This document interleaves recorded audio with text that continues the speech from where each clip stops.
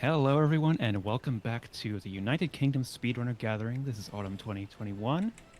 Uh, Normally, we're a 2-day speedrunning marathon held 4 times a year in Glasgow, Scotland, but due to the situation with COVID-19, we're bringing you 3 days of exciting speedruns from the comfort of our own homes to yours.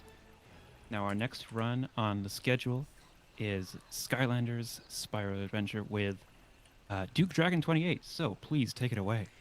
Hello everyone, I am dukedragon28. I have been running this game since 2018, former world record holder and along with other categories.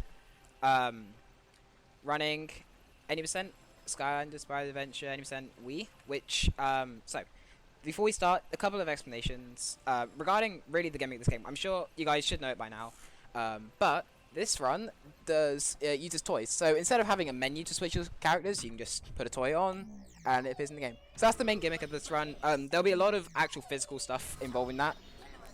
Just a nice head up of it. But let's not dabble too long on that because I know you guys are running behind already. We'll start from a new file and I'll count you in. So in 3, 2, 1, start. Alright, and yeah, welcome to the run. So, this is Skylanders Spyro Adventure 80% Wii, which since October of last year, so now almost exactly a year ago, this run has gone from being nearly glitchless, 1 hour 40 or so, to the world record being 1 hour 8 minutes. And we'll see tons of glitches, some of them that will make no sense, some of them that you might go, okay, some complicated stuff. I would have a commentator to help with that, but he had decided to not come up, turn up, so I'll be on my own for the time being. So, explanations that I need to do in this run. First of all, this is the Wii version of Spyro's Adventure. If you've played the Xbox 360, the PS3, or the PC versions of this game, it will look very different. That run, also for 80%, is worse because it has a lot of cutscenes that you can't skip. This one, we only have a few cutscenes you can't skip. Generally, though, the pace will be quite quick. So yeah. Second of all, I am playing on Spanish because the voice acting means faster cutscenes. There's a bit of debate over what language is actually the fastest. There's actually a lot more things regarding that. A lot of different things that could contribute to that. For example, swaps, which I will explain a bit more later, as it's a key concept for this run outside of the regular glitches. So this is chapter. So the game is broken into 22 chapters. They're all linear levels. But we won't be playing all of them. We will be playing all of them. We have to play all of them, but they won't be played in their intended ways. So there are 21 levels, so the first 21 levels are divided into 8 further sections of the 8 elements in this game, of which you must collect the eternal source of the area to rebuild the core of light, which is the story of the game in a nutshell. The final level is then the final level is then just a combination of everything, where we go and take it to the main villain of the game. So almost immediately, we're going to get our first glitch set up in just a bit, but first I want to explain snapbacks. So if you press back on your control stick and then hold back forwards, you can push the turtle faster by cancelling your push animation. That I did not mean to push the turtle another time. I'm already out of breath. I'm already out of breath and commentating so fast. Again, this round's going to move fast. I'm not going to be able to commentate everything. I'm going to miss something. Yeah. There's just a few cutscenes for this. Although, we don't really like cutscenes here, so we're going to skip a few of them coming up. But first, we're going to do... Oh, God. We're going to do our first major glitch setup. What is that? Alright. And that has set up our first glitch. That won't become apparent until about a minute or so from now. But we have set up a glitch. Now we're going to switch back to Zap, but this time as the same player that I had, instead of having 2 players on at the same time. And that's for Zap Hover. So if you Zap, or any water Skylander or any Skylander that can swim, if you enter and exit water fast enough, you basically do a little bounce, and every time you do a spin, it basically resets that bounce, so it does another bounce, and then you can obviously reset that bounce again, and you can do that infinitely, or as far as we know, you can do it infinitely. That skips a ton of cutscenes, probably a good 2-3 minutes of cutscenes, as we enter into the second chapter of the game, which is where we'll see our glitch come into effect. So, we're going to skip this cutscene. Watch another unskippable cutscene, because everyone loves unskippable cutscenes. Thankfully, they're pretty minimal, and any percent skips plenty of them. But there's not really much you can do about these ones because they enter there. We'll talk about that world next because I think it would be better because we're not really spending that much time. So I'm going to take Zap off the portal. I'm going to turn on player 1, take off player 2, and I'm going to put Stealth Elf on the portal. Swap to my other controller, and we get teleported halfway across the stage. So that glitch is a warp. I'll try to explain it as quick as I can, but there's other stuff I need to commentate. I don't know if there's any better opportunities for me. Yeah, I might explore. No. So, it's going to be hard to commentate so quickly. So, a warp, you basically have to... So, when you take off a Skylander, the game stores its coordinates so that when you put on another Skylander, it will take you back to exactly where you had it last time. However, when you switch levels, and if you only have one player on the portal, and then you swap player 2 for player 1, or player 1 player 2, then the game will load those coordinates, but it won't actually be on the same place. It's on a different map, which means it's just teleporting you to that equivalent place on a different map, which means we can go very far very quickly. So that clip, Bash's hitbox is very long, so we simply walk into the gate and we put Bash on and it activates a cutscene, which means we can escape the level. So, I'm going to be out of breath this entire run. That's going to be the challenge. So now this is the hub world. This is where we will access all further levels from.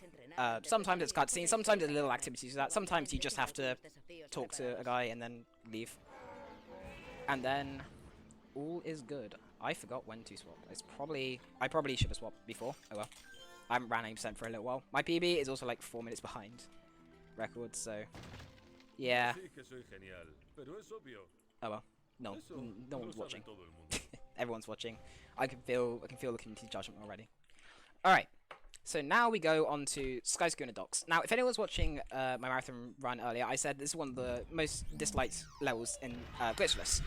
And in Glitch, it's also very disliked, but for a completely different reason. And that's because this has a very difficult trick. So we're going to switch back to Ghost Roaster, where there's a skip that you can do to bypass that select prompt, but I believe it's only doable with Stealth Elf, who will be our main Skylander when we don't need glitches. When we need glitches, we're going to do something. So there, we dash over that wall.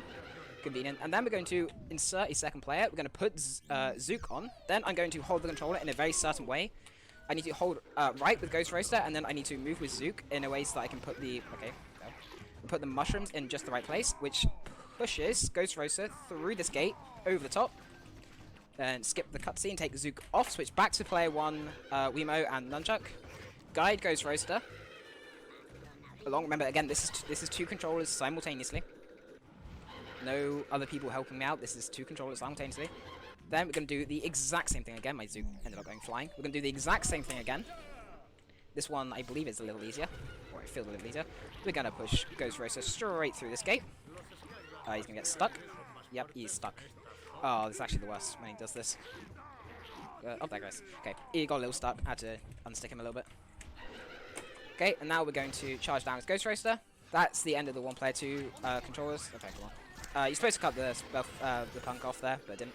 Okay, next we're going to dash into this wall in a certain way, so come on. So that we climb. Oh god, dude. Oh my god, it never takes that long. Right, so we're going to climb the wall. We're going to continue to dash along this wall. If we fail, we can actually climb up again. That skips the about gate, and then we're going to go around here. And now we're on an unloaded ship, which is normally dropped in and has enemies and stuff, but we can completely bypass that. I need to ectoplasm there because that makes you go through an invisible wall. I know, it's about as tentacle as it sounds. You just pass straight on through. And now we're going to bypass this turret. By the way, I didn't explain turrets because they're not actually going to appear in this run because we skip all of them. But they're long sections where you need to use your pointer to aim at ships. That was pretty bad, Skyscooter, but whatever. So use a pointer to aim at ships and destroy them. However, they are very long, and there's not really much you can do to speed them up if you use them optimally. So instead, we just use glitches to get past them. Alright, now we're going to talk to Persephone. That will trigger the Fling cutscene. But before we do that, we're going to put Stealth Elf back on as player 2.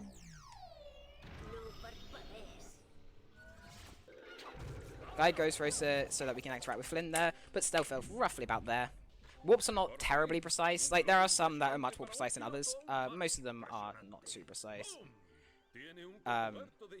Now we wait for this to happen.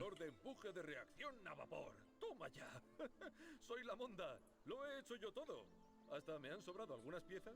¿Listo, jefe? Cutscene over. And now we go into chapter 4, which I think you can guess what we're going to do. This one's even cooler than the first one. The first one, you know, we just kind of warped halfway across the stage. This one, I think, is a little more interesting to look at. Yeah, you'll see why.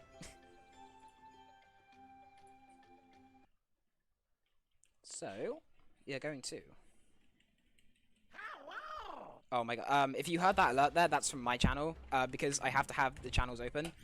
I need to mute that. Sorry about that. Desktop audio. Does that kill the game audio? Host, does that kill the game audio? Because that might have killed the game audio. I'll turn it back on. Please do not follow me. Yeah, 1 second, I'll just check. Okay. I need to live for a bit, so I don't know if that killed the game audio. I'll turn it back on now. If you want to turn it back off, I can. Yeah, try now. I know, this is load zone. It's just, I turn it back on for the rest of the level. I'll just keep it off for now, see if it's gone. If you can still hear it, then... If you're not hearing anything, that's okay. I won't be able to see chat though. We should have audio now. If there is no game audio, then I need to be told.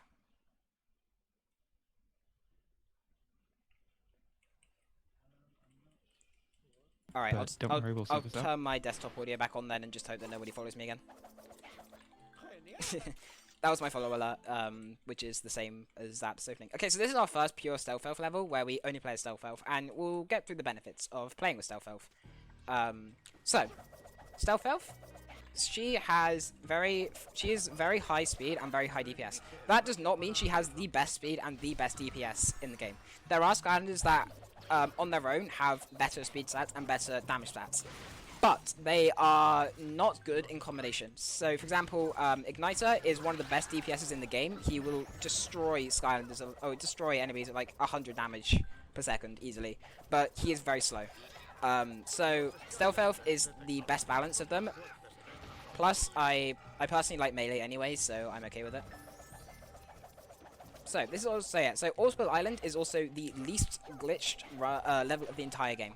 I can't think of a single level with fewer glitches than this level. So, yeah, enjoy just some standard movement.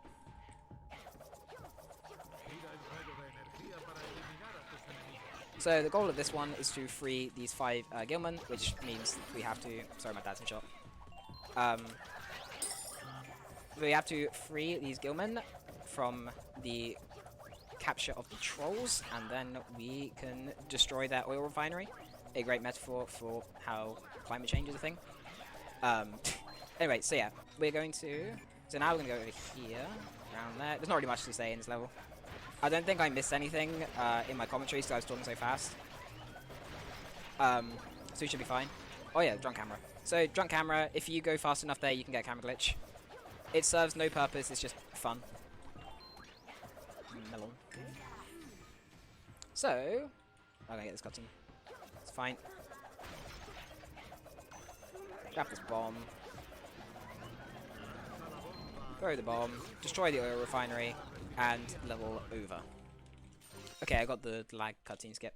Okay, so, I'm playing as player 2 right now, not player 1. And that's important for this. So, okay, ready? Ready? And that's why you play as player 2. So normally when you pick up this oil can, the game will play a cutscene where it pans over to the fire viewer. You know, say, oh, you got to bring it over here.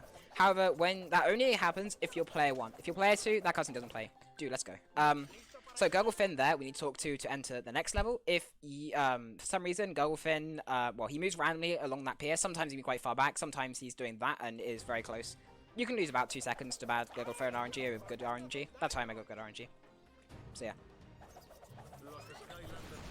Destroy the wall.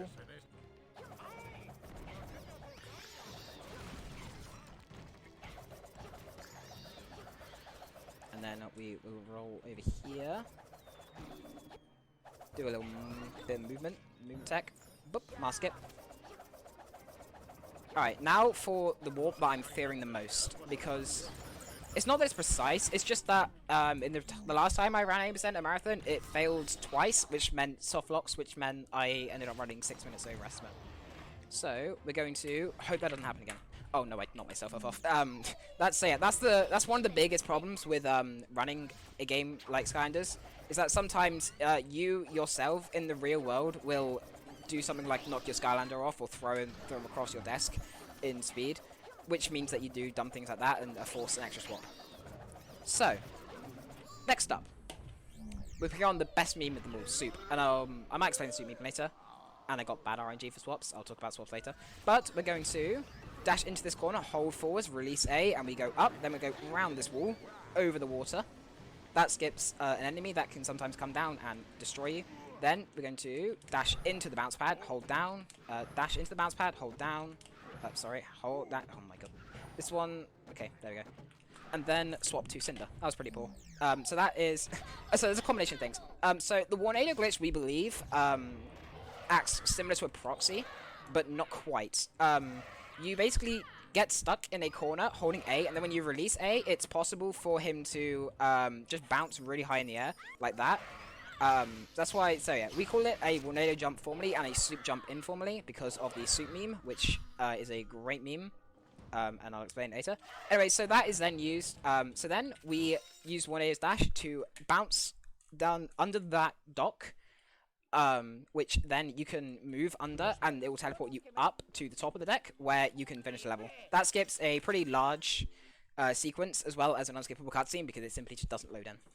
So we then swap to Cinder because Cinder has one of the fastest movement stats in a level where there's no combat, and also she has the other ability that she can move over water. Not all Skylanders can go over water, and that's important because we're going to do some shortcuts. These are, I believe, well, if they're dev intended or not, I don't know, but they're not glitches, they are just shortcuts. So we fly over the water, we can dash over water as well, because we're cool. Because we're still technically in a flying state. We're also just sorry, we're also just a shadow. I'm talking so fast that I'm starting to hiccup. Pardon me. Anyway, so now we're going to go grab that statue, do more movement around this way. Dash around here, we're going to try and boot this guy in the face. Okay. Oh no. Oh wait, no, it doesn't matter. That doesn't actually matter in any percent. I was like, oh no, I'm gonna get a camera glitch in the turret. But no, we don't need to. We don't worry about turrets where we come from. We simply, you know, instead of doing turrets, I like to just dash. I like to dash through an invisible wall onto an unloaded ship, grab a completely invisible statue, and continue from there. This game is well made. We believe it's something to do with just how much speed you have and how thin the wall is. Similar to how backwards long jumps can get you through star doors in Mario 64. If you're familiar with that, which I'm sure most people watching UKSG are. Anyway, switch over to Stealth Elf one last time, and then we enter our first Chaos fight. Our first Chaos, so Chaos in this game appears 4 times. So out of the 8 elements, 2 of them end in just like fighting some enemies for the source. So the air one did and the magic one does. 2 of them end in boss fights, well, mini bosses. That was terrible. Mini bosses. And then 4 of them end with a Chaos fight like this one.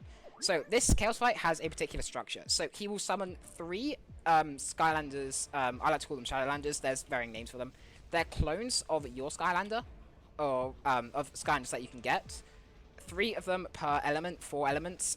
It does mean that some of them are missing, but there are 4 elements, 3 Skylanders of each element. And then after you defeat a clone, how did I not hit shark there? After you defeat a clone, it will then do a spell, and it will do either. So that will repeat for the 3 Skylanders, where it will either do 2 spells or it will do 3 spells in total, and that depends on which one it is. So in water and in fire, it after the 3rd Skylander, it goes straight to a fight where you do 3 Skylanders simultaneously, but with reduced health. For life and for undead, they do a 3rd spell, which is a little inconsistent, but whatever. Anyway, so Doom Sharks are, so the spell there, the Doom Sharks are the most annoying of the 3 because, or the 4, because they, if you run too close to them, you will slow down in a near miss effect. That will heal you, which is nice if you're low on health, but it also means that when you're on max health like I am currently, it means that you're slowed right down. So yeah, it's a problem. Alright, while I do this, I will say, for future reference, these fights are going to be a good dono reading opportunity because a lot of the time they're just auto scrollers. Here I've got things to talk about, so it won't be for now. But in the next 3 fights, I will present the opportunity for a a donation read or free if you need to. So yeah. So in terms of these Doom Sharks, the patterns are a little weird. The first spell, we believe the patterns are entirely random. On the second phase, we believe they are consistent, and there's no third phase because we're cool like this. But they also have this, which means, so there's the slowdown. So ideally you want to run into them just because it gets them out of the way quicker. So now we enter, we enter Slam Bam, who we must kill. And then we enter the triple fight, which has an additional possible time save, which will be very interesting. But we need to kill Slam Bam first. Combat in this game with Stealth Elf, how far can you mash A? And also there's a random chance that you'll get a critical hit, and I'll explain those later. Actually, I might explain. Nah, I'll explain after this. So, we're going to go for what's known as an unload. They're called unloads because this community hates naming things correctly. So, we're going to try and kill these these clones such that their death animations overlap each other. I got one there. Actually, Gilgrunt died, but they didn't actually have a death animation. They just disappeared, and that's known as an unload. They save about 7 seconds each over the run. So there are two types. There are the single unload like I got there, and there's also a double unload where you kill all three but only get one death animation. The theoretical fastest way to do those is to get double unloads on all 4 fights. However, nobody has ever done that because it's very hard. But we estimate that it will lose about 50 seconds compared to getting none of them will lose 50 seconds of getting all of them. I'm going to roll around this Sapphire, bring the oil can over to the Clamatron who makes pearls. But he needs clams so he can make his pearls. So we're going to go and grab a clam for him. These guys have very small hitboxes and they move very annoyingly, so it's very hard to hit them. That's actually pretty good. Surprise, surprise, he doesn't actually end up making clams. He makes a bomb, which is very convenient because there's a bomb wall here. So we're going to roll up these stairs. I'm going to throw the bomb, and out comes Diggs, who is blind. And then we enter Crystal Castle, where I really hope my warp works. This, if you fail, you will end up stuck in the void, and you will be soft-locked. So, hopefully this works. I think I was good on the position, but I'm sure... Really, it's only ever marathons that I fail. It's only marathons. I only fail that warp in marathons. I swear to God.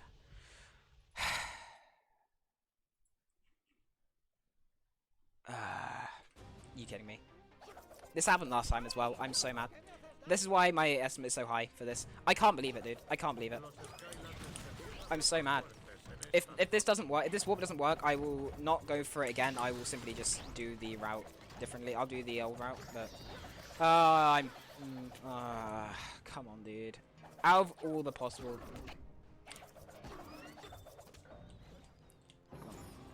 Luckily, the warp's not too far.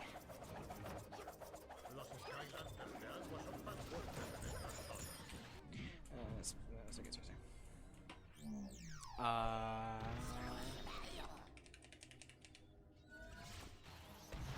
so mad. If that doesn't work, then I'll just return. Oh yeah, right. Can read something off now if it's a good time, or I can also wait. I don't know if it'll be a good time because if this warp That's works, okay. then, I'll let you concentrate. Yeah, if the warp works, then you'll basically have no time because I'll want to explain stuff. But there's no guarantee this warp will work. And if it doesn't work, then I'll just warp back and I will do the standard route, which includes more explanations of things I have not done in a very long time. I'm so mad. Alright, if this one doesn't work, I will walk back and I will do the standard route.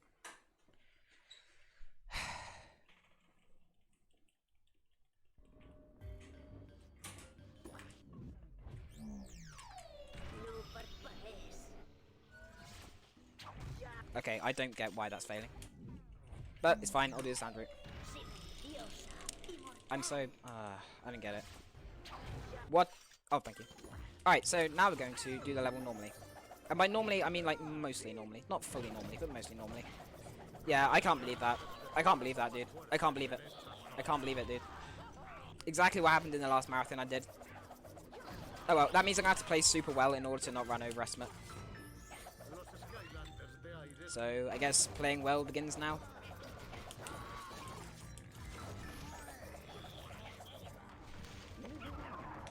So, it's fine. Still got stuff to show.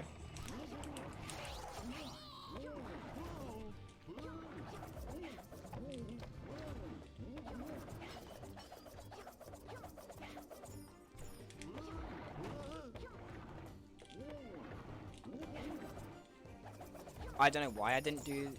Oh, I'm stupid. I did the glitchless thing. Yeah, there's a bash what we're supposed to do there, but I did it the glitchless way, which means that I am going the stupid long way around because I was not focusing because I'm not supposed to fail this glitch.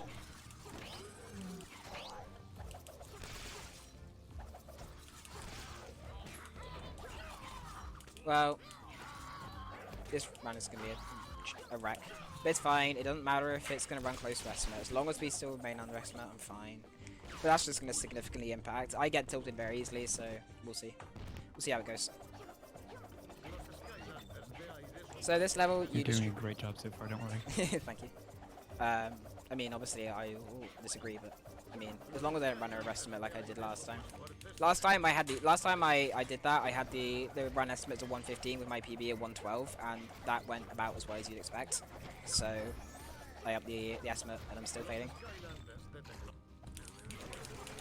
Oh well. Oh my god. There's a lot of action going on behind me as well, so I have background noise. And people walking in and out of shot. It doesn't really matter if you destroy the enemies or the eye first, because you still have, because the tower only collapses if you destroy the enemies. Okay, so yeah, sorry, mum's in shot. Can't do much about it. Family household. Anyway, so we're going to then go up here and do some combat. I gained movement incredibly early there.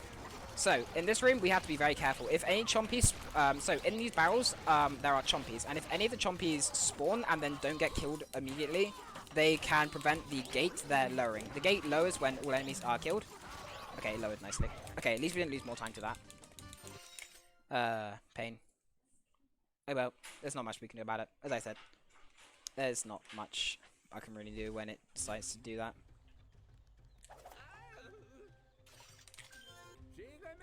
Alright. Onwards. Onwards to chapter 9, where we will do more movement. And then we will do some, then we will do more soup jumps. I've got a feeling I forgot to explain something somewhere. Nah, I don't think I did. I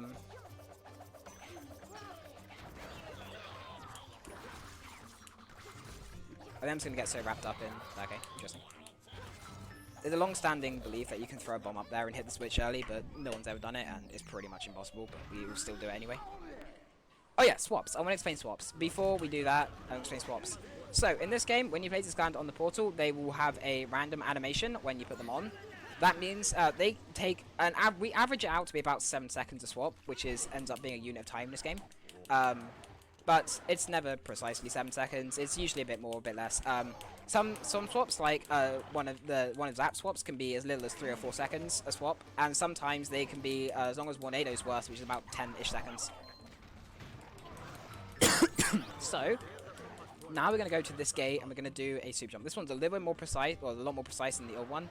When you get stuck in the corner, which itself is not that hard, then we need to have him charge in just the right way. I don't think it's will work. Oh, yes, it'll work. So charge in just the right way and then over the gate. I'm glad that actually worked quickly, because that means that the chance of this run over, the more things I get first try, the better the odds are looking. But I'm pretty inconsistent, like that, for example. So we'll see.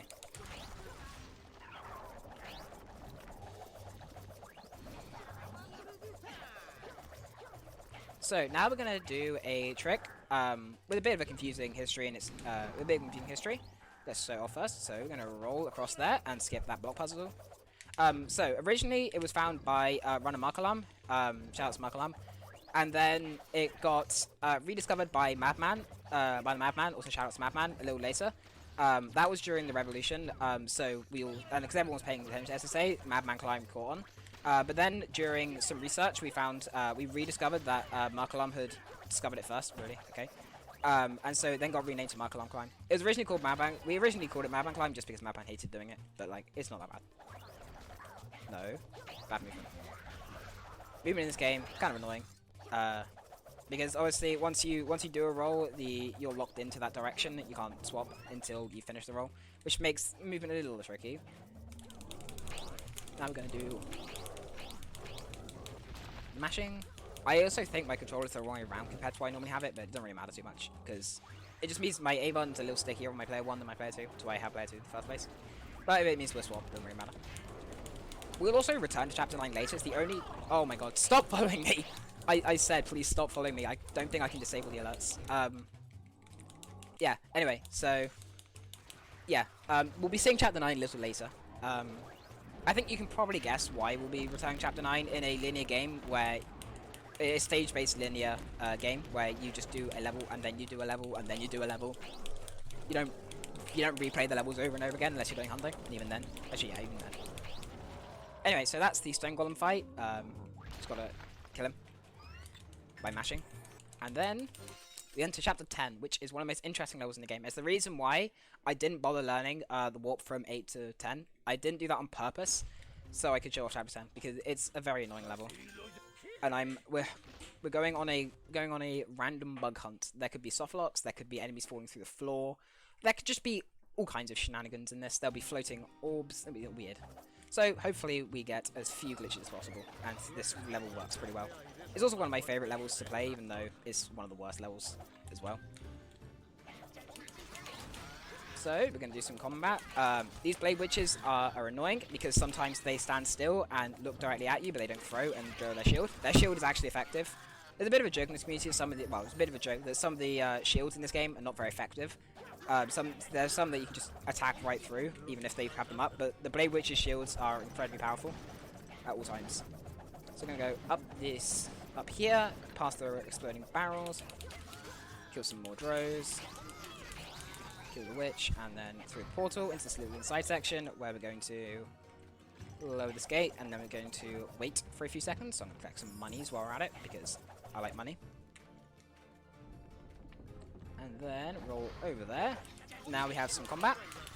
That guy was trying to fall through the floor. Sometime in this level, I think the floor is just so thin that sometimes enemies can just fall through the floor and die. It's strange. It makes no sense. This game is weird. So I'm now going to... Where's my zap? Oh, I don't know where my zap is. Where do I put my zap? Oh, there he is. Okay. I need zap later. So I'll use Ghost Racer. I couldn't find my zap. That's another thing that makes Skylanders so interesting. So we're going to put Ghost Racer down. You'll never believe what we're going to use him for. Oh, yep, there's some fun physics. Yep, off it goes. Say goodbye to the ball. We're not going to see it again. Please, thank you. I knew that wouldn't actually lock, but I was kind of scared it would.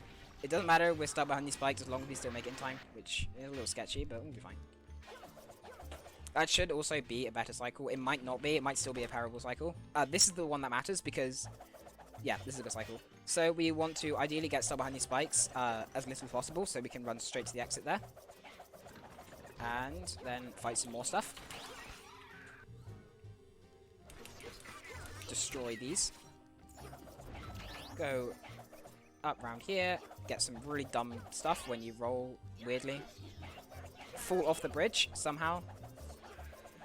And then redo it again. Yeah, oh, I almost got knocked off. Then I'm going to try using my dash to go through this guy. Okay, it didn't work. There's probably a better way to do that consistently, and these hitboxes sized anyway. Anyway. Now we're going to solve this puzzle. Around there. And then dash up. Normally there's a battle gate here. You know, kill the enemies. But killing enemies is for murderers and psychopaths and people like that, and I don't want to be one of them, so instead I'm going to politely bypass them by getting Tornado. And hold in. Okay. To that, and then... Oh, come on. This one's a little inconsistent. Yeah, see, I got like a tiny jump. And that time I didn't get a jump at all. There we go. That's a big jump. And now we are done with Treetop Terrace. So next I'm going to swap to another Skylanders, Sonic Boom. And that's for the worst section in the game, apples. So apples is an RNG section. What do you say? Okay, so there are 3 apple trees and 3 sheep. The objective is to collect 15 apples by defending the 3 apple trees from the sheep. However, not only of course are the movement of the sheep and where the apples grow random, but the growth speed of each tree is actually this is also random, and all apples grow at the same. All apples on that tree will grow at that rate. The rate of apple growth is anywhere between roughly 5 and 11 seconds, although there might be faster and there might be slower ones than that.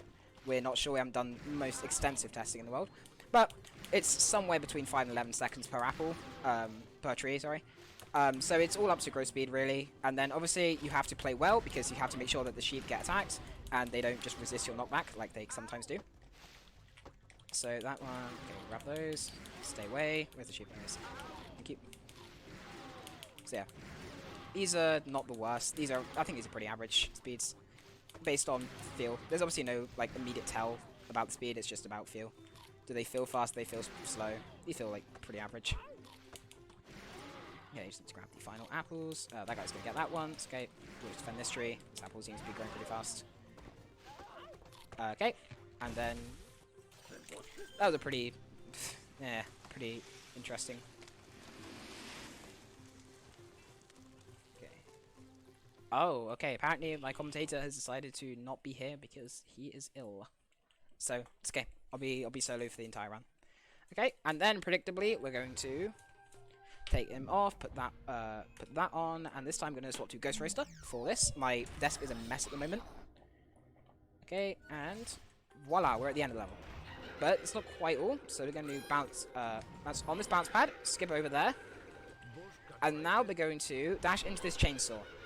So now we're going to use Ghost Roaster's Ectoplasm. The Ectoplasm, not only is it great for going through really thin walls, but it also blocks all incoming damage at the price of passive damage instead. Which means you can just casually climb up the chainsaw, like you do in real life.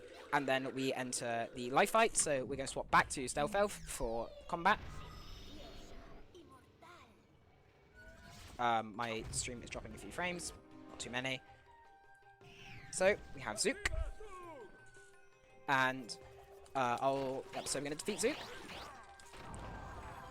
And then we're going to, I'll explain the snails, and then I will actually give you a dono opportunity. But last thing to explain, so in this one, the spell is either red snails. So these red snails, they kind of move around, they try to attack you, they're pretty ineffective, you just have to hit them once and they will die. Their trail will go with it. And then here we have those green orbs, they will hurt you, they'll do about 60 damage each, and you can't get rid of them except by running into them. So with that said, I have perfect opportunity for host to recent donations. So if you would like to do that, then now's your opportunity. You've got a few minutes. Well, wonderful, thank you. Right now, we would just like to thank ESA for supporting this marathon. Besides providing us with a channel for streaming, they are sharing gear, technical assistance, and sponsors. So be sure to check out ESA's next event, ESA Winter 2022, which is happening sometime in February, of course, in 2022. I can read something else if you would like me to. I'll say just before quickly that I'll just mention that in the next one, I'll be damaging to get these out of the way faster. Okay, now you can read. Sure. Well, we would also like to thank BSG for supporting this marathon. They hold bi-monthly gatherings in the Netherlands. They have supported UKSG from the beginning by spreading the word and providing us with a channel to stream on in past sessions, among other things. Mark your calendars because their next event is coming soon and it is streamed on this very channel, so you won't need to go very far to watch it.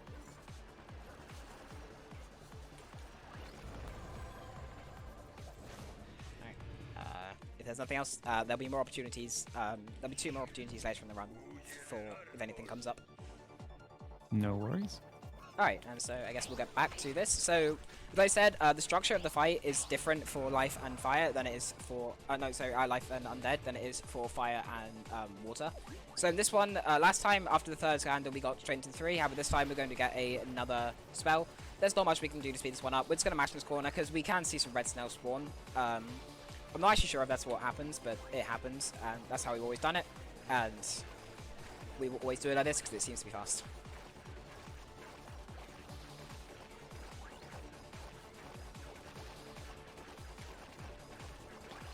Sorry, was that more time for donations? There probably is not. Wait, sorry. There'll be more opportunities later in the run. These fights will provide further opportunities. So after I kill the first Skylander and then the spell spawns and I just talk about it, then you'll have opportunities. Alright, I'll leave you to it for now, if you've got stuff to say. Thank you. No, well, I mean, obviously we're just going to hope for unloads here. Sub Smash might give me one. Yep, we got one. Okay. Single unload on life, that is pretty good. I think in ranking order of how easy it is to get unloads, Undead is by far the easiest.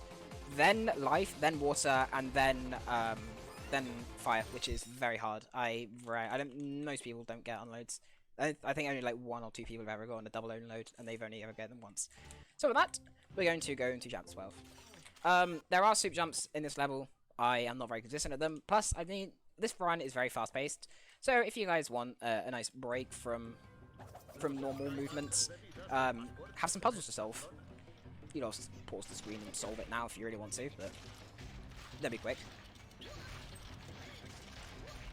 Just some simple puzzles, and then we will get to the meat of the level, which is that we are going to storm a troll warehouse to steal a rocket, or actually steal a golden gear from them, which is used for the core, and it's actually taken out on a rocket, which is pretty funny to watch, but the cutscene is way too long, so I'm not going to do it. This is Knuckles. He is an annoying NPC. He's not the most annoying NPC in the game, that's Hugo, but he's an annoying NPC who gets in the way. But we can also use him for... Well, no, we're not going to use him. We're going to abuse him for the sake of time save. So, before we get to that, though, we must first solve another puzzle. Very simple. And then maybe be introduced to a rocket guy. Please hit me. Thank you. Oh, no, okay, you know what I'm saying. That guy, sometimes he takes a little longer to start running, which is opportunity, because you can kill him. Otherwise, he camps out around back here, and it's very annoying. So now I've got to pay attention to Snuggles. Okay, he's all the way over there. That's actually really annoying. I probably shouldn't go. Okay, but there you can see Snuggles is carrying away, which means when we roll over here, he doesn't talk. Normally, if you don't do that, he will start talking there. I probably lost more time doing that, but I wanted to show it off. And also, abusing Snuggles is the best glitch, or the best trick, because Snuggles is very annoying. My personal least favorite Mabu is Blobbers, and I know there's a lot of community debate over who the worst Mabu is in this game. My opinion is Blobbers, but I think that's quite controversial. I just hate Blobbers. Anyway, so the rest of the level is pretty standard. I know there's a warp that I need to set up, but this level loops back round on itself. So even though I missed the opportunity this time, I will go and grab it the next time. So yeah. I think at this point in the game, the devs figured out that you can indeed make levels that loop back around on themselves, because there's quite a few of them that do that from this point on. So yeah, button pressed, we're going to go and charge on over. So we're going to do this puzzle, but we're not going to do it like you might expect. We're going to do it slightly suboptimally, and there's a good reason for that. So let's push that, and then that, and then that. Okay. Blocks are very powerful in this game. They basically insecure you. So, when you do the puzzle like that, you can skip that cutscene. If you do the puzzle optimally, in the optimal way you might have been thinking I was going to do, then you will actually get a cutscene where a electronic or like a pulse will go across the entire beam, which takes ages. So if you do the puzzle like that, then the cutscene is mysteriously skipped. There's a lot of very strange cutscene skips that go on throughout this game. There's probably some that I've been doing so long that I forgot that they were even cutscene skips. But it's just a lot of random little skips. They usually only save a few seconds each, but we're getting rid of cutscenes and we're getting rid of time, so hey, it's good enough. It's good enough for everyone. Everyone's happy. That puzzle, it might look like there's more than one solution to do it perfectly. There's actually not. A lot of people I think that's the puzzle that most people mess up, even when they're doing speedruns. There, we got knockback from that guy just to push us forwards. It's some levels it's not beneficial to get knockback, some levels it's very bad. But in that level, there, it's nice and beneficial to get some knockback. So, now we're going to... We've got loads of health, by the way. This is really good. We are almost full health, which is perfect. So now, I'm going to, once again, set up for a warp.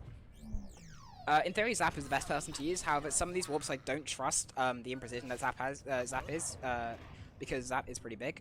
That's fine. It's about there, I think.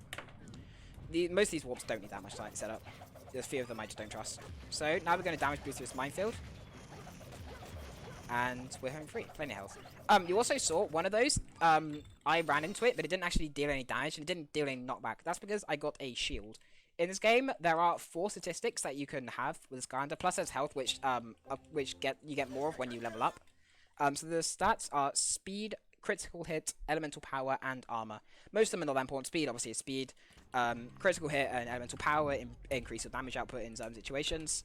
And then armor gives you an increased chance of getting that shield, which blocks all incoming damage and knockback. So there, I don't know if you caught it. It's probably quite subtle. But when I switched from player 2 to player 1, it actually went back to being player 2. For some reason, switching player 2 to player 1, it will just default itself back to player 2. It's a little jank. Don't know why it does it, but it just does. So we're back as Ghost Roaster, and that's because we're going to climb over this wall. So we're just going to dash into this corner, go over the wall. We went over the wall so perfectly, in fact, that we skipped an unskippable cutscene and saved about 8 to 10 seconds. That only happens if you go far enough right and get a jump bits like that. And now we play with physics objects.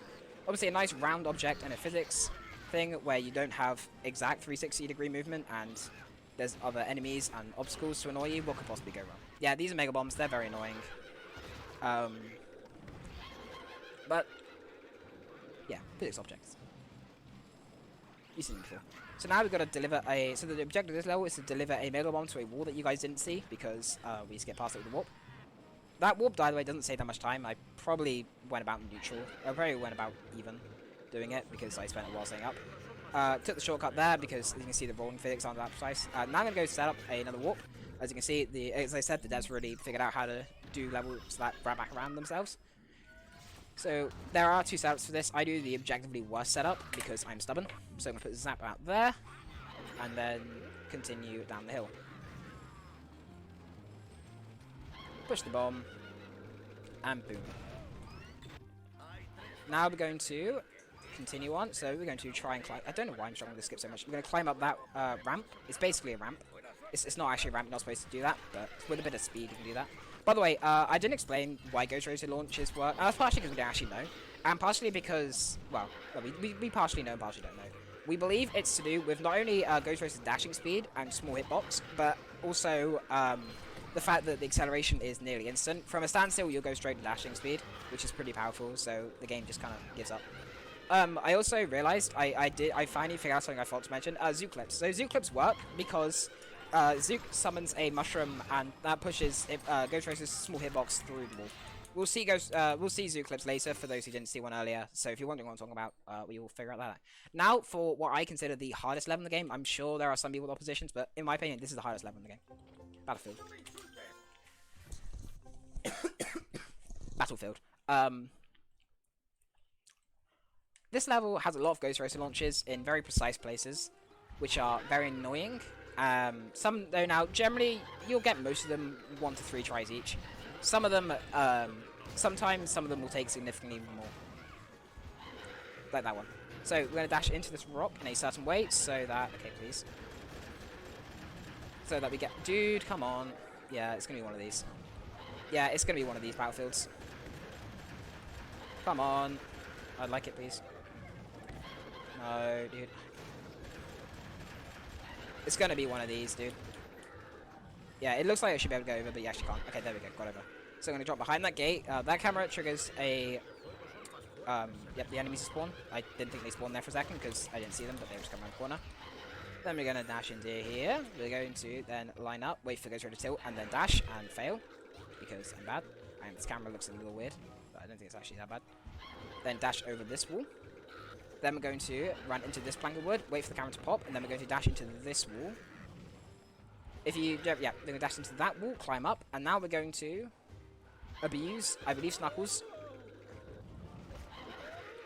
No, it's not Snuckles. Oh, yeah, Snuckles. Oh, no, not Snuckles. I need to go over there, and now for the most precise one, which I'm guaranteed not going to get ever, and I might give up and just go for the Mega Bomb. Oh, no, never mind. Okay, got it. Okay. That was a pretty bad battlefield to the first skip. The rest of them were pretty average. Now, for this fight, I'll also explain, because Chapter 15 is pretty standard. We've seen it before. We'll warp and then we'll do a clip. So, in the top left of the screen, there is a symbol, which is actually the elemental symbol for undead. And right next to Ghost Racer is also the elemental symbol for undead. When those two match, when you're, we say that they are stronger in that zone. The game is divided into zones, and sometimes they're stronger. Sometimes the Skylanders are stronger there. That offers elemental damage, which is what we were talking about earlier. In this case, with a fully maxed out elemental damage, Ghost Racer basically does double damage when he is stronger. However, there might be benefits to resources as well, I'm not entirely sure. But yeah. So that does that for the tech, which Battlefield was probably the level I was fearing the most. I'm glad it went okay-ish. We should still be on pace to not run over estimate, but this round's probably going to be like a 118 or something, because this round sucks. And also I'm not doing all the strats. There are strats I'm not doing, which actually kind of... I'm secretly okay with Ant not showing up. It's because he wouldn't have had a clue what strats I was going for, what I wasn't. But thankfully, you know, when I'm on my own, I can more easily commentate myself. So now we're going to switch back to player 2 for another walk. And right across the map we go. We're going to grab a bomb. We're going to throw it into this wall. That should deal with those two spiders following me. Then we're going to put on our Zook, and we're going to prepare for another Zook clip. So, as we mentioned earlier, so you basically push Ghost Roaster between invisible walls. Push them straight forwards and straight through. That's pretty clean. I don't usually get clips that clean, so I'm glad. Also, oh no, I knocked something on the floor. Well, I knocked on the floor. I knocked. Take player 1 off. Turn my stuff up on the floor. Sorry. Yeah, I had to pick my stuff back up because stuff is kind of important. Not for this level, but for next levels. So now we're going to do chapter 16, which is largely considered one of the worst levels in the game from a perspective. It's laggy, it's long, there's soft locks in it. However, getting the soft lock is actually beneficial in this run because we don't actually ever meet the even though we didn't meet the conditions of the soft lock there, but even if we had, it would actually just skip the cutscene because the soft lock itself would actually happen later. So in certain cases, if an enemy introduction cutscene doesn't play, then then at some point in the game, when the game tries to play the next cutscene, it just won't ever play, and you'll be stuck and soft locked. But in that case, having this cutscene be skipped and getting soft lock itself would have been beneficial because we would never have encountered the other enemy introduction. But yeah, lanterns are incredibly powerful against the undead. I've no idea why. There's definitely good thematic reasons. I'm sure anyone who writes things like that, writes stories, would know. Dungeons & Dragons probably. Very good thematic reason for that. Anyway, so now we're going to set for another warp. This one's going to be a little different because we're going to do it in the hub, but the hub itself, well, the hub warp itself is not down here. So we're instead going to bust out our first magic item. This is Duck Light Crypt. This is a bonus level, but I mean bonus levels, they're not fast. So we're going to use it instead because it just straight up teleports us. Put it on Stealth Elf, take off our Duck Light Crypt. It also gives us convenient ground to stand on, which is a pretty convenient setup. So we're going to take Stealth Elf off. We're then going to put Pirate Seas on the portal, which is another DLC level. You know, if you want to play it later. Nah, we're not going to. That one's actually quite annoying. And then, once we've done that, we're going to take it off, and then we're going to continue on down back to chapter 17.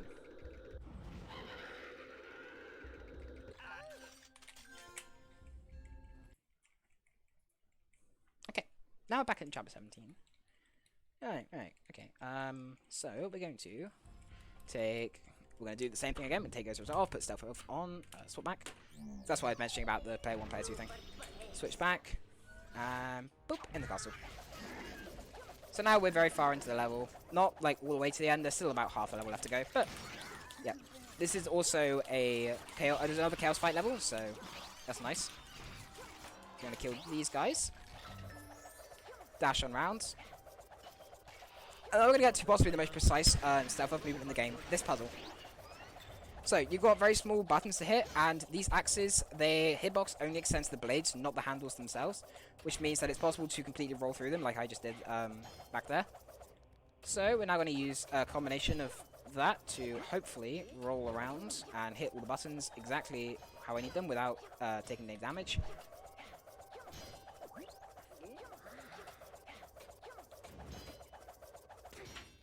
And also without re-hitting the buttons, because if you do, then the blocks come back up and the puzzle will fail. Well, no, the puzzle won't fail, you just have to re-hit the button again. Which is annoying, because the buttons obviously need to walk off them and back on them for them to activate again. Deal with this guy. And now we're into the undead fight. The undead fight, once again, another chaos fight. There are three Skylanders and 3 spells. These are also the most annoying Skylanders in the game. Ghost Roaster, he will run away. I very almost killed him right there. He'll run away, and his dash is very fast. Anyway. Now we're going to get lasers. Lasers, they're pretty standard. They just zap you. They do a lot of damage. I don't think I need to explain more, so I will pass it off to host for donations. Well, wonderful. Now, I would like to remind you all that we are, of course, raising money to support Crisis, a charity supporting people out of homelessness for good. They achieve this through education, training, and support with housing, employment, and health. 90% of your donations will go towards supporting Crisis, and 10% will go towards helping UKSG support future events. Here's more about what they do in their own words. So, we offer one to one support, advice, and courses for homeless people in 12 areas across England, Scotland, and Wales. Now, I hope that chat would like to give me some more donations. Let me also remind you that we have incentives open, like the super secret bonus game run by a super secret bonus runner. This will take place just after Celeste. We currently have $285 out of a total $500 needed. I'll pass it back to you now. I'm a big fan of super secret bonuses, so I hope we meet that. I would love to donate. College, make it a little bit of a tight, but I mean, I might throw in $1, so maybe after then. I don't know, we'll see. Glad to support a great charity. Anyway, yeah, there's not much to say. You know, the spells, they get slightly harder each time. In this one, they'll get slightly harder. So the first one, they were just stay still. The second one, they were moving a bit. And this one, we're going to have multiple lasers moving, and also they're going to be fading in and out of each other, which means we'll have some pretty awkward patterns. As far as we're aware, the lasers here are random, so we might get some poor patterns, we might get some decent patterns. We'll have to see. And remember, these do roughly 80 damage if we get hit, which is fine, because we're tanking it. One thing, okay, so I'll mention quickly that in this game, Skylanders are always fully reset, because data is stored on the toy itself and not on the file. That means we're playing with a fully leveled up Skylander that I had prepared earlier. In theory, you could run any % reset, and if anyone wants to run any % reset where you have purely level 1 characters, then go ahead, we'll be happy to accept it. But no one really finds it enjoyable. There is another category though for the purest of new game, the purest new game plus thing that we have is original trio.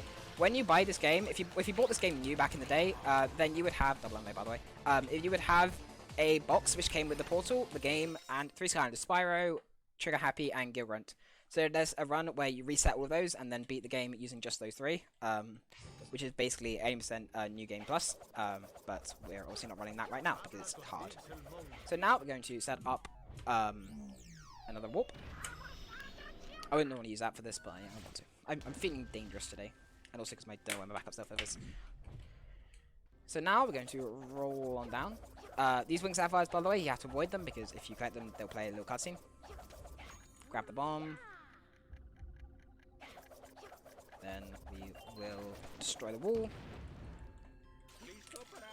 Do that, and then we'll switch to another new Skylander. Actually, I think it's the penultimate unique Skylander that we will see. Drill Sergeant. So, what does Drill Sergeant do in particular?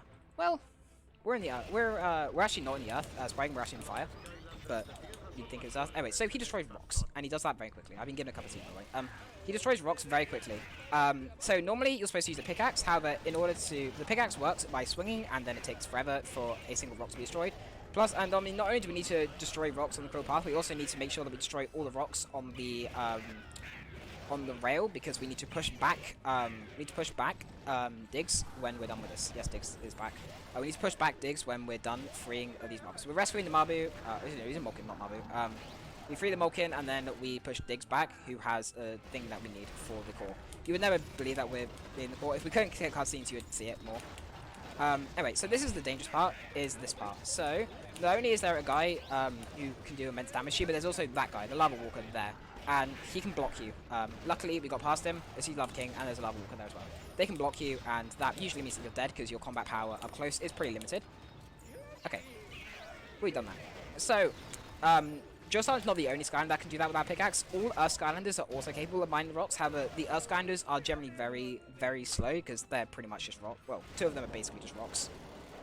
Anyway, now we're going to push back Diggs past that. By the way, if you saw, I shot 2 drills, and then that hit Habanero, those guys that steal stuff. And then that actually skips cutscene. I know, very interesting. And then we return to the hub. Now, pay attention here. So I'm gonna do this cutscene skip in a certain way. I did this in chapter 10 as well. I forgot to point out, but I'm gonna wait a little bit, and then I'm gonna wait a little bit here as well, and that skips that cutscene. For some reason, if you just mash C through that, the train it'll play the full cutscene where the train enters the cave. Also, yes, we did go through the same cave and reach the same place. This game doesn't need to make sense. It's a game for kids. Okay, doesn't make sense. Don't need to. So now we're going to play with Drill Sergeant. We're going to dash on over here. This one we actually still like it may look like there's an alternate thing we can do, but now we need this cannon because that can destroy cannon walls, and then go back through, hit this once again, back round, then we grab a bomb. The only bombs can break the purple Zoe crystals, and we need that for the lever. I'm gonna fire. It takes a bit of a weird amount of time before you can enter that. Now we're going to solve a block puzzle. But we're not actually going to solve a block puzzle. We're going to like half solve a block puzzle. So why would we want to half solve a block puzzle? Surely the goal of a block puzzle is to solve it. Well, no. Because block puzzles are annoying. And we're doing the block puzzle so we can rebuild this rail. This rail. But I don't want to rebuild the rail because like trains are dumb. I mean, they're only very good. So instead of using the train, I'm going to drive on down here. I think drive is indeed the correct term for Drill Sergeant. Drive on down here, switch to everybody's favourite meme, Soup. I'll explain Soup, by the way. In Chapter 15, Corey, shouts Corey, discovered that you can literally just... Oh, okay, interesting. That you can use the lantern in Chapter 15, and you can jump into that lantern with Tornado, and it looks like you have Turtle Soup, so it's called Soup. So now we're going to switch to Ghost Roaster, and that's because there is a thin invisible wall here, which we need to go through. Now, this section, as you can tell by the invisible wall there, we had to jump over. You are not supposed to be in this area. This is actually used for a cutscene, and that's it. I went around the invisible wall. The wall's a bit of a cone. Actually a bit of a triangle thing. Anyway, but yeah, so this is normally a place just for a cutscene. You only see it in cutscenes. But yeah, it's entirely modeled, entirely solid, and pretty well detailed as well. So we can use that to completely skip a puzzle. And okay, so there's a okay. I'm stupid. So in this game, there's a mechanic. It doesn't really appear in the other Skylanders games. There's a mechanic where if you enter a cutscene, you can't swap Skylanders. It's very stupid, and I hate it. And everybody falls for it eventually, at least once in their career. But it's there. Anyway.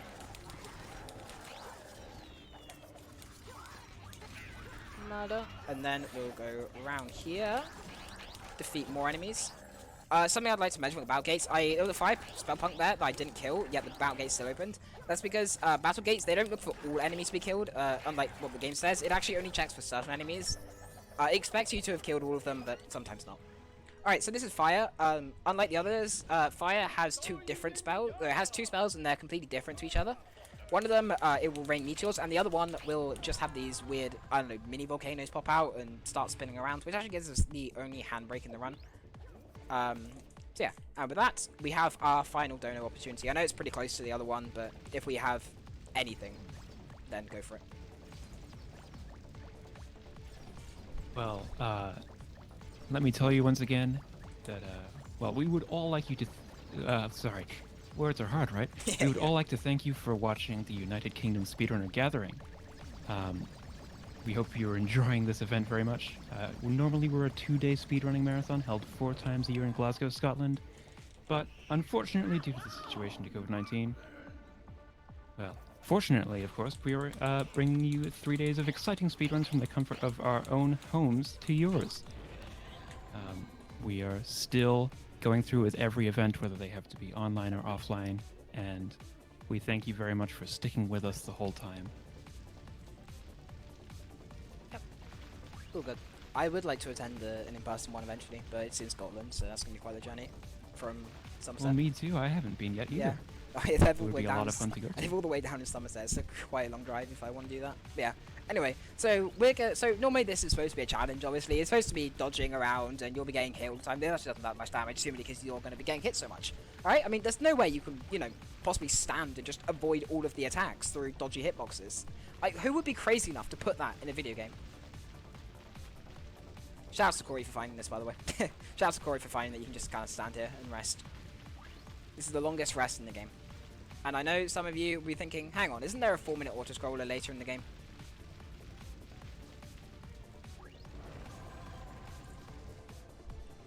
Alright, so this is the hardest one to get. Oh no, oh sorry, got a Raptor first, and then we got the hardest ones to get unloads on.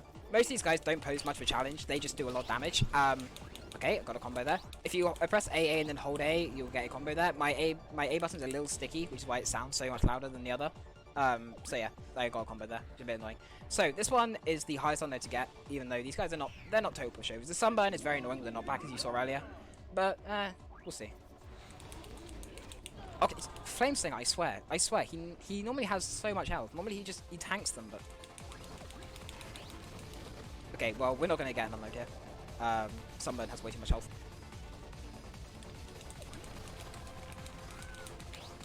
Yeah, where is he? Yeah, alright, and so now Sunburn's gone. We advance.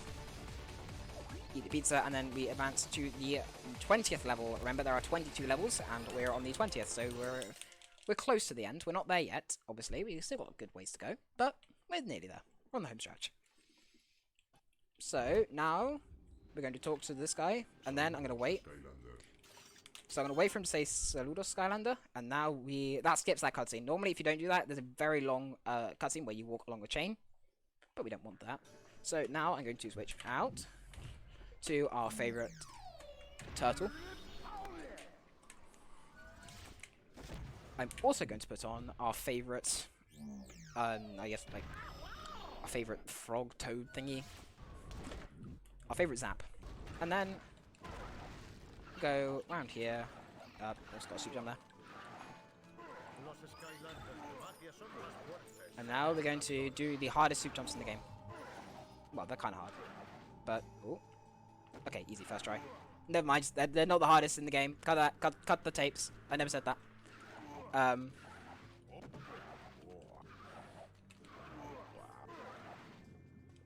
Easy. God damn it. This camera is wrong. This camera is wrong. What's this camera? I've never seen this camera before. Normally it resets the camera when you go over the second gate, but it's not done that. This could be bad. It might play a very long cutscene that I can't skip. I'm not sure if it will. It might play a very long cutscene. Yeah, it's gonna play a long cutscene. Alright, if any of you speak Spanish, enjoy the cutscene. I've never had that happen before. This only happens in marathons. This is the kind of thing that only happens when you're in a marathon.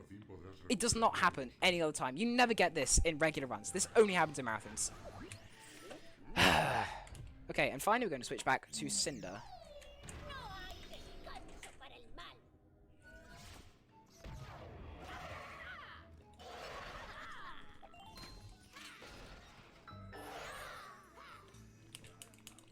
Grab our Quicksilver. And then... So, about that long auto-scroller that I was mentioning earlier. That I kind of just... This game is very unstable at the moment. So about that auto-scroll that I mentioned earlier, but I didn't elaborate on. I think you can guess what we're about to do to it. So normally the level we're going to go into, Archean Armory, has a 4-minute long auto-scroller, but we here don't like 4-minute auto-scrollers because they're 4 minutes long and they're auto-scrollers. That's not that you can't do anything. I don't know, space. You can't do anything in the 4-minute auto-scroller other than shoot things. So we're gonna just not. I'm sure if you guys are getting fed up of warps now, like, yeah, I get the point. You kind of just warp all over the place. You at least have a warp that you'll be glad to see because we'll cut out a 4-minute auto-scroller. Sadly, we don't get to listen to my favourite song in the game though, but it's okay. I think we can sacrifice listening a song that I've heard plenty of times and really enjoy for the purpose of skipping a 4-minute long auto-scroller.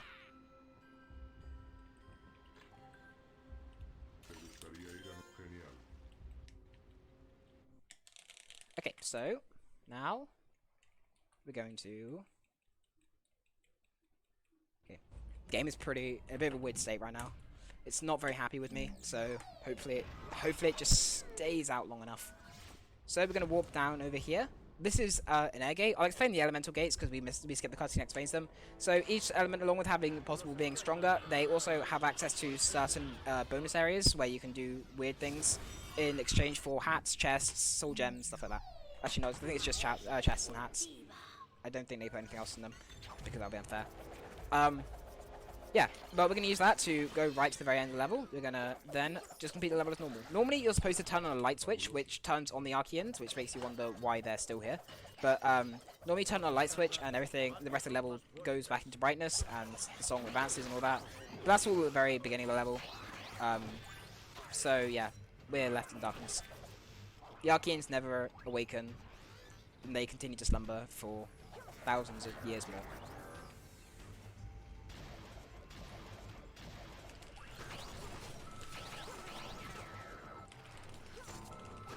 These guys, because we skipped over them, are very annoying. Their missiles are also the largest single damage dealer in the game. Maybe apart from Chaos slamming down his chair. Or Chaos chair, as Gray would love you to refer to it as. Anyway, so yeah, yeah, but those guys are very dangerous, and their shields are a thing. That means you can't attack them immediately. So they got a good pattern overall. Sometimes they kind of just stand there and don't do anything. Those guys decided nicely to not only attack pretty quickly, but they also decided to attack one after another. And with that, we will hit the final switch. And then we will do something that I've actually never done on a run before. I have never done the 922 in a run because I get so frustrated with my no reset runs that I reset them. And like, I would have reset this run in chapter 6 or chapter 8 because of the warp that failed twice. So that's obviously not going to PB, sadly. But yeah. So now we're going to, this will be the final level, but before we do that, I'm going to live up my promise. So I said we'd see chapter 9 later. And that's because we're going to see chapter 9 right now. So we're not going to play the full level, because that would be kind of stupid. We don't need to replay the full level. But we're going to play up to, I'd say about a quarter of the way through.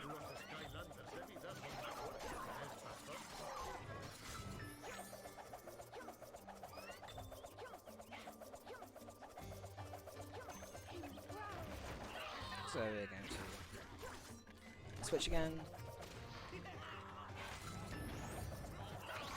This time we're going to swap to Cinder because on average her load times are faster, and also we don't need so the only reason we would swap to Tornado to do this section was because it would save one swap, which as I said is a unit time in this game. However, this time we won't be doing that, so it's not going to matter. So now I need to put back on Zap. Hello Zap. I like saying hello to Zap, very polite. Then we're going to put Zap right there. That, then we're going to return to the hub.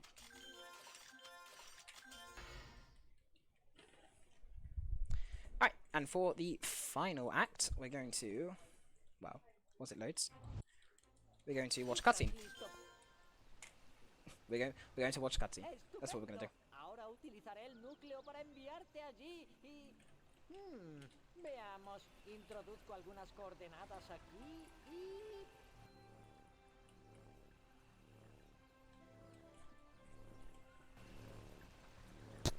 Alright. So now the cutscene's almost over. We're going to prepare for total and utter domination and obliteration of the final boss fight. So the final fight is Chaos. He will summon his spells, he will summon his Skylanders in a 3-phase process, and it's very hard and you will probably die. In fact, most runners are, in fact, when you're asking what list of what this list of Skylanders you need are, we will usually suggest you have 2 Stealth Elves. But recently a meta change came around that it made things more interesting, I'd say. It made this fight more fun, but also more frustrating. We'll see what I mean. So we're going to switch to Igniter, our final unique Skylander. So that will teleport us all the way over there. Then he kind of just goes hyperspeed there. Skips chapter 22. And now we're going into the final fight. So this is Chaos. He has 3 distinct phases. His first phase is his pre-Shadowlander phase, where he doesn't use Shadowlanders. That is itself broken into 2 parts. This one, where he kind of just sits down and doesn't do anything. And the second one, where we need a Time Twister. And now he will summon a spell. So he actually, no, you're supposed to do this part in 2 parts. The first one he summons is fire, and then he goes back up, and then he summons water, and then he goes back down and summons water. However, I don't really want to do that, so instead I'm going to melt down his health bar until he reaches the damage cap, which is right there, because he stopped taking damage. And now, when he comes back up, we have skipped the water phase, which remember, Doom Sharks provide a temporary slowdown, so it's ideal to not deal with them. So now we have to fight these guys with Igniter, which I'm not very good at because this meta change is pretty new. So I'm not great at it. fingers crossed it went square. If we're too slow on these, what will happen is it will do an extra cycle. So in this one, it's now going to cycle through the 4 spells in order. So go water, then life, then undead, and then fire. And then and now all the while in between them, it will do 3 Skylanders once. For the first 2, actually it only does 2, and the third one spawns right now. And you would have to deal with them if you're too slow, but we're not going to have to deal with them. The last 2, you have to fight all 3 before Chaos comes down. So here's that. He's going to be very agile if we don't kill him immediately, so thankfully we got him out of the way. Now is Stealth Elf, who is also incredibly agile. Okay. So we call this strat melting, because your igniter, your fire, and the health bar just gets melted. There are other suggestions for this, but this is melting is the objective best one. Okay, so other things to note. In this phase, our objective is actually not just to do insane amounts of damage, it's actually to survive. And that's because in this phase, it's the only phase you can heal, and Chaos has damage caps. Plus, Chaos actually heals himself later on. This is the absolute worst, by the way. Just saying. Doing this without dying damage is the worst. I don't think it ever normally takes that long. It actually takes forever. But yeah, now we're going to do 3 Skylanders at the same time, so it's going to be kind of annoying. So pick off him first, because he spawns first. Goodbye, Zook. You were very useful to us earlier in the run, but not anymore. Now we deal with Chop Chop, who does insane amounts of damage very quickly. And now Sunburn, who can knock us back, and that's going to make it very hard, but not impossible. Okay, we got we got Sunburn before they did their attack. Next is Undead, the single largest damage individual damage dealer. This is oh god, this one. Okay, this one we'll just bring it down to damage cap. Okay, actually no, stop. Walk. Now I want to try and preserve health. Okay, that was a little bit. Ducks. And then finally is final one is fire. This one is the only opportunity we have now to get more health. So hopefully we don't end up fucking up. I use my sword there just because I don't want to risk. Well, the way this attack works, this B attack works, you essentially have to. Well, it summons a fire thing. But in this case, if the fireballs attack an enemy first, it will do 50 damage, and then we'll let you attack again, which is very broken. Completely 100% balanced. Okay, we got very lucky there. The Skylanders had not put up much of a fight. Okay, and so this is the final spell of the second phase. So now that we're doing that, let's work on not dying. Okay, we got no health. Okay, so next up is the third phase where we just have to pummel damage into them. Time will end when the screen fades to black after Chaos is dead. So pay attention for time. But yes, it's coming up very soon. But now we just have to mash B. So we have to mash B as fast as possible and hope that he takes as much damage as we can. The more critical hits, the better in this case. We also have, good phases so that we're not getting too much damage taken. Because if we die, that's going to be very bad, and we'll do a swap. There's a snails there, which is the best one because they are destroyed and can't hurt you. Okay, and we're probably gonna. Yep. Okay, Chaos is gonna get 1 cycle and time. All right, and that right there is Skylanders Spyro's Adventure. What was the time? I know it's gonna be a bad time, but what was the time? Will be underestimate. That's the main thing. Well, yeah, it's definitely underestimate. Yay. I'm just catching up on the stream. It is going to be, it looks like a high 115 or low 116. It's Alright. a 115.55. Oh, that's fine for a marathon. That's fine. Let's get a fireworks show to celebrate. Alright, and that was Skylanders Spyro's Adventure. Shoutouts I want to shout out, first of all, everyone who found glitches. I'm not going to mention you by name. You're obviously there. Again, as I said at the beginning of the run, this community has exploded since October when we found the first glitch in this game, and then all the glitches after that came since. So I want to thank everyone who has contributed to this run. I particularly want to thank Madman, Bensol, and Mega Ant-Man for their contributions and being great rivals throughout this game. Dragaluna as well, if I doubt they're there, but thank you as well. Aiden, Matthias, all those people for just being great friends. Corey, Gizmo particularly for basically running this community so well. He has to manage 7, 8 different games at the same time, so yeah, a lot of work. Very good job. So yeah, and I think that's everything I have to say. I don't think I missed anything. I don't think I missed anyone. Again, if you didn't get shouted out explicitly, but you're in the community, you'll be there as a member of the community. I've been here for a while, so I want to thank all you guys for supporting me. I had the follow alert go off 3 times, so yeah, I want to thank you for your support. And thank USG for having me, UKSG for having me. I've been trying to get this in for a little while, so yeah, good. Alright, and I'll pass it off to you. Well, thank you for running. That was a very wonderful run with very, thorough commentary. We always love to hear that. I'm out of breath still. My Um, throat's hurting. Yeah, remember to stay hydrated after I've a run like that. I got a big mug of tea right next to me. So, once again, thank you, dukedragon28, for that awesome run of Skylanders Spyro's Adventure. Next up, we will have a run of Xenoblade Chronicles Future Connected with Rebel Dragon 95, and that's coming up right after the intermission, so please stay tuned. Thank you.